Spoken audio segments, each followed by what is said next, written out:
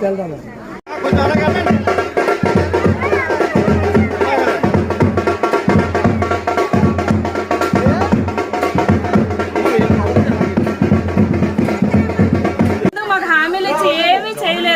వాలంటీర్లు 10,000 జీతాలు మేము దానికి కూడా అసలు కక్కుర్తి పడలేదు.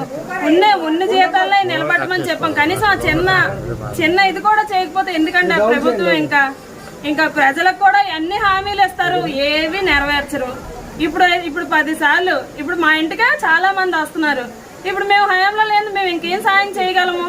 ఇంకేం ప్రభుత్వానికి ఏం సాయం చేయగలగాలి? ఆ ప్రభుత్వం పోయిందంటే ఇప్పుడు ఎంతమంది బాధపడుతున్నారో మాకు తెలుసు, మాలాంటి వాళ్ళకి తెలుసు. ఇంకా ప్రజలు ఎప్పుడు తెలుసుకుంటారో.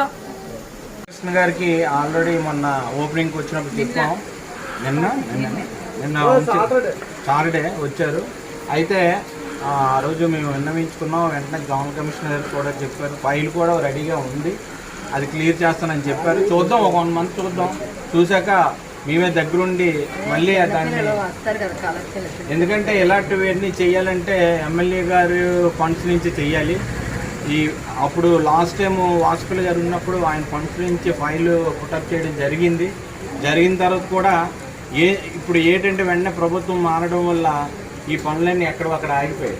కాబట్టి మళ్ళీ ప్రెజర్ ఇచ్చి మేము వంశకృష్ణ గారిని కూడా రిక్వెస్ట్ చేస్తాం. అలాగే జోనల్ కమిషనర్ గారికి కూడా చెప్పాం. అలాగే కలెక్టర్ గారు కూడా వినతి పత్రం రేపు మాపు ఇస్తాం. మళ్ళీని ఇచ్చి ఆల్రెడీ ఒకసారి ఇచ్చాం మన అప్పుడు ప్రభుత్వం ఉన్నప్పుడు. అయితే మళ్ళీ ఇస్తాం, కన్ఫర్మ్గా చేస్తాం. చేయకపోయినా నా సహాయ